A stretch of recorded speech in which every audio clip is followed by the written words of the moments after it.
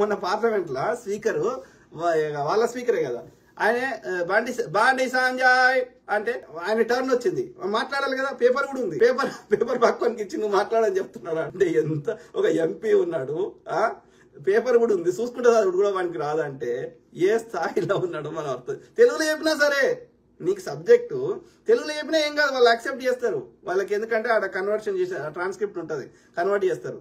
So తెలుగులో చెప్పినా వాళ్ళు యాక్సెప్ట్ చేస్తారు. అంటే వాడికి ఆ తెలుగులో కూడా విషయం తెలవాలి కదా, చెప్పాలంటే ఆ విషయం తెలవాలి కదా, తెలుగు అయినా సరే.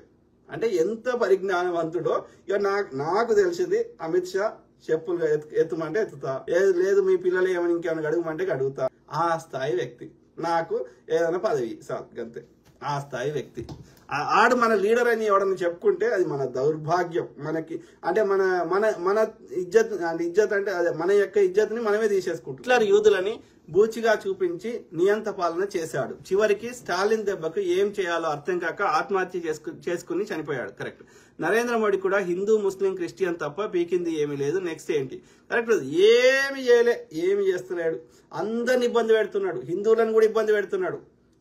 బుద్ధి ఉన్న హిందువులు గ్రహిస్తున్నారు, బుద్ధి లేని హిందువులు వాళ్ళ ట్రాప్ లో పడుతున్నారు, వాళ్ళ చెత్తలో పడుతున్నారు. లేదు అయితే నేనేమంటున్నా, హిందువుల కోసమే అవతరించిన అవతార పురుషుడు అయితే హిందువుల దగ్గర ట్యాక్స్ తీసుకోకండి. మెజారిటీ భారతదేశంలో మెజారిటీ ప్రజలు హిందువులు ఉన్నప్పుడు మోడీ చేసిన మంచి పైన అయినా చెడు పైన దానివల్ల వచ్చే ఫలితాలు హిందువులకే ఉంటాయి ఎక్కువ శాతం. ఎందుకంటే వాళ్ళ జనాభా ఎక్కువ ఉంది కాబట్టి, వాళ్ళ కాంట్రిబ్యూషన్ ఎక్కువ ఉంది కాబట్టి. ఆ విధంగా మోడీ చేసిన ఏ పాలసీ మేకింగ్ వల్ల హిందువులకు వచ్చిన లాభం ఏందో చెప్పండి. ట్రిపుల్ తలాక్ చేయడం వల్ల హిందువులకు వచ్చిన లాభం ఏందో చెప్పండి. వక్ఫ్ చట్టం తేవడం వల్ల హిందువులకు వచ్చిన లాభం ఏందో చెప్పండి. జిఎస్టీ నేనేమంటున్నా, హిందువులకు ప్రేమ ఉంటే పెట్రోల్ మీద ఎక్సైజ్ ఇన్కమ్ హిందువుల దగ్గర తీసుకోకండి, జిఎస్టీ హిందువుల దగ్గర వసూలు చేయకండి. పోనీ మోడీ చేసిన పాలసీస్ వల్ల ఏది నోట్ల రద్దు చేస్తే ఎక్కువ నష్టం ఎవరికి జరిగింది, ఎక్కువ మంది చచ్చిపోయింది హిందువుల, ముస్లింల, క్రిస్టియన్సా, సిక్కులు చెప్పండి. రైతుల నల్ల చట్టాలు తెస్తే ఎక్కువ మందికి నష్టం జరిగింది ఎవరు? లఖీంపూర్ లో ట్రాక్టర్ మీదికెళ్ళి ఎక్కిస్తే అలా చచ్చిపోయింది హిందువుల, ముస్లింల, క్రిస్టియన్సా చెప్పండి. మోడీ అప్పులు చేయడం వల్ల ఆ అప్పుల భారం ఎవరి మీద పడుతుంది? హిందువులకా, ముస్లింలకా, క్రిస్టియన్స్ కా? జనాభా ఎక్కువ ఎవరికి ఉంటే వాళ్ళ మీదనే ఎక్కువ పడుతుంది, మిగతా వాళ్ళకి నష్టం జరుగుతుంది. వాళ్ళకి ఫిజికల్ ఇబ్బంది పెడుతున్నారు, కానీ మిగతా విషయాల్లో కూడా అందరికి జరుగుతుంది నష్టం కదా. మోడీ ఈ అరాచక పాలన వల్ల ఎక్కువ మంది చచ్చిపోతున్నారు. ఇప్పుడు మహిళలు ఇంతమంది మిస్సింగ్ అని ఉన్నది, అలా ఎవరున్నారు? వేరే అన్య మతాల వారు ఉండొచ్చు, కానీ ఎక్కువ హిందువులకే కదా నష్టం జరుగుతుంది. అందుకే అంటున్నా, బుద్ధిమంతులైన హిందువులు గ్రహిస్తున్నారు, బుద్ధి లేని ఒక తక్కువ పర్సెంటేజ్ ఉన్న వాళ్ళు గ్రహిస్తలేరు. ముఖ్యంగా ఎడినా కొడుకులు ఎక్కువ ఉత్తర భారతదేశంలో ఉన్నారు, ఏ విషయ పరిజ్ఞానం లేని వాళ్ళు ఉన్నారు. దాంతోపాటు అక్కడ వాళ్ళ యొక్క ఏమంటారు ఈ అరాచకత్వ పాలన, ఈ ఆర్ఎస్ఎస్ లాంటి అరాచకత్వ పాలనతోటి అందరు బెదిరించి చంపేసి ఒక చైతన్యం లేకుండా వేసేసి ఆ యొక్క అడ్డదారులలో మోసం చేసి అడ్డదారులో ఉత్తర భారతదేశంలో ఒక 4-5 రాష్ట్రాలు వచ్చే ప్రయత్నం చేస్తున్నాడు. కానీ మిగతా west part of India, east part of India, north part of India, southern part of India ఇక్కడ ఎక్కడ లేదే బీజేపీ. ఇంకా మధ్యలో ఉన్నాయి, అలా కూడా కాంగ్రెస్ బలంగా ఉన్నది. కానీ కాంగ్రెస్ వాడు ఇంకా పోరాటం చేయాల్సినంత చేస్తారు. ఈ రాహుల్ గాంధీ తోటి వచ్చిన సమస్య ఏంటంటే, నేను మంచోని నాకు ఓటే అంటాడు. ఎప్పుడు వర్కౌట్ అవుతుంది? అది సమాజంలో అంత మంచితనం ఉన్నప్పుడు వర్కౌట్ అవుతుంది. ఆ రోజుల్లో వర్కౌట్ అయింది. ఆ రోజులలో గాంధీ గారు ఉపవాసం చేస్తే బ్రిటిష్ వాడు కూడా భయపడ్డాడు. ఇప్పుడు నువ్వు ఉపవాసం చేసి చచ్చిపోయినా వాడు పట్టించుకుంటాడు లేడు. అంటే ఆ percentage of way of thinking మారిపోయింది. కాబట్టి మంచోనికి మంచిగా ఉండాలి, చెడ్డోడు వాడు దుర్మార్గున్నప్పుడు you have to come up with a plan అని ఉండాలి. కానీ నేను మంచోని నాకు ఓటే అంటే గిట్లనే ఉంటుంది, ఎల్లకాలం గిట్లనే ఉంటుంది. ఆ హిట్లర్ అనేవాడు కూడా అట్లే చెప్పుకుంటాడు, మా ఆర్యులము మాది డిఫరెంట్ బ్లడ్ అని చెప్పి ఇది వాళ్ళకి సంబంధించిన వాళ్ళని ఇక్కడ ఇది కాశ్మీర్ లో ఒకటి ఆర్యా విలేజ్ అని ఉంటది, అక్కడికి జర్మన్లు ఇప్పటికి వస్తారు. అక్కడికి వచ్చి వాళ్ళతో సంభోగం చేసి పిల్లలు కానీ మాది డిఫరెంట్ బ్లడ్ డిఫరెంట్ అని చెప్పి వాడు అట్లా మెయింటైన్ చేసేవాడు.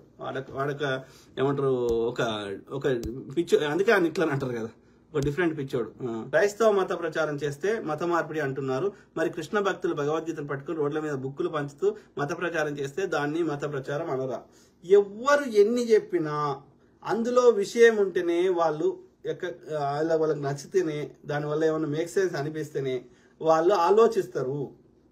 ఇంకా కొంతమంది అయితే ఏ దేవుని మొక్కున్నా మిగతా దేవుళ్ళని కూడా మొక్కుకుంటారు. ఏ దేవునితో మనకి ఏం ప్రయోజనం వస్తుందో తెలియదు కదా అన్న భావనలో.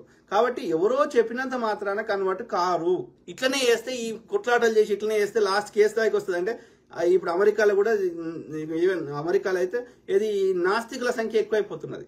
ఏ దేవుని మొక్కం వెనకట్లు ఎక్కుంటాం, ఈ తలకాయ నొప్పి ఎందుకు? ఆడొచ్చి మన్ని తిట్టి ఈడొచ్చి మన్ని తిట్టి అవసరమే లేదు. ఎందుకంటే మా పూర్వీకులు ఎవడు ఏ పక్షి మొక్తలేదు, ఏ జంతువు మొక్తలేదు, అందరు నాస్తికులు తయారవుతారు. మేము ఇక ఏ ధర్మాన్ని పాటిస్తాము? ప్రకృతి నియమాలను పాటిస్తాం, ప్రకృతి ధర్మాన్ని పాటిస్తాం. అబద్ధం ఆడకూడదు. That is the law of nature. So అట్లా we follow the laws of. నా మతం ఏది అంటే ప్రకృతి అని చెప్పాల్సి వస్తుంది, ఆ రోజుకి వస్తుంది. లేకపోతే పొద్దుగాలేస్తే ఈ కొట్లాటలేంది, అది అక్రాస్ ద వరల్డ్. ఇక్కడ వెనకట అక్కడ కూడా జరిగినాయి కదా. ఇప్పుడు మిడిల్ ఈస్ట్ ప్రాంతాల్లో ఈ గిదే కదా మతం చుట్టే కదా, నిలబొట్టలు ఆల్వార్లు అంటారు, నయనార్లు అంటారు. వీళ్ళకి చాలా అంటే డామినేషన్. మా దేవుడే గొప్పోడు, మేం చెప్పిందే నడవాలి, దే వాంట్ కంట్రోల్. ఈ విధంగా ఈ అడ్డబొట్టు నిలుబొట్టులు చరిత్రలో చాలా కొట్టుకొచ్చారు.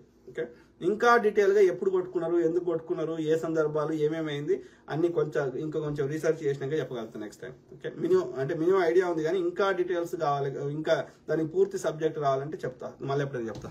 ఈ తలకాయల ముచ్చట, 4 చేతులు, 4 ఇవన్నీ, 4 బ్రహ్మకి 4 ఇవి, అదంతా ఏంది? అది ఎట్లా సాధ్యం మీరు చెప్పండి. జెన్యూ ఇంజనీరింగ్ చేసైనా చేద్దాం చెప్పండి మీరు. అది అంత ఈజీ అయితే మరి మనుషులకు చేయకపోయినా వేరే జంతువుల మీద ఎక్స్పెరిమెంట్ చేద్దాం. అది అట్లా చేయొచ్చా? ఎట్లా పడితే అట్లా, అంత ఈజీయా?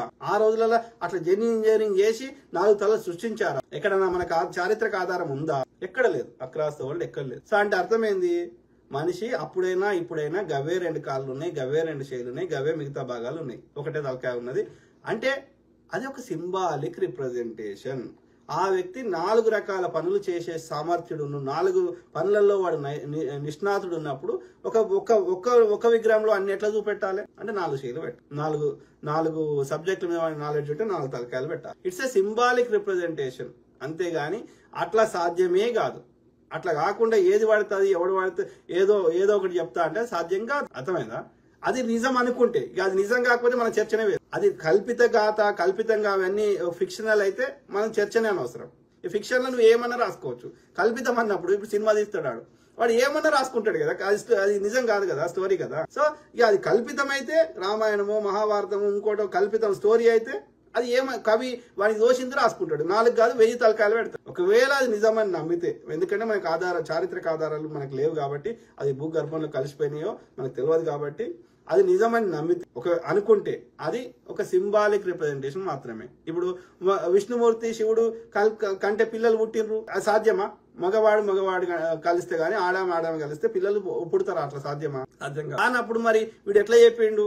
అది నిజమని నమ్మితే నేను విశ్లేషించి నేను అర్థం చేసుకునే కాడికి ఏంటంటే, ఆడామె వేషం వేసిండు విష్ణుమూర్తి అనేది కాదు. ఆమె నిజంగా వేరే ఆడామె, విష్ణుమూర్తి కాదు. అర్థమైందా? సో వేరే ఆమె తోటికి ఆమె అందానికి మోహపడి ఆయన సంభోగం చేసిండని అర్థం అక్కడ. ఆ విధంగా ఆ విష్ణుమూర్తి అంశ అని చెప్పుకోవచ్చు. అంటే నేను విష్ణుమూర్తి చెప్పినట్టు ఇంటా కాబట్టి విష్ణుమూర్తి నన్ను పంపించాడు ఈ అందమైన స్త్రీని అని అర్థం. కానీ మొగోడు చేసుకుంటే పిల్లలు ఎట్లా పుడతారు? సాధ్యంగా. ఒకవేళ అది నిజమని నమ్మితే, ఇక నిజమని నమ్మకపోతే అది స్టోరీ అయితే ఏమన్నా రాసుకో.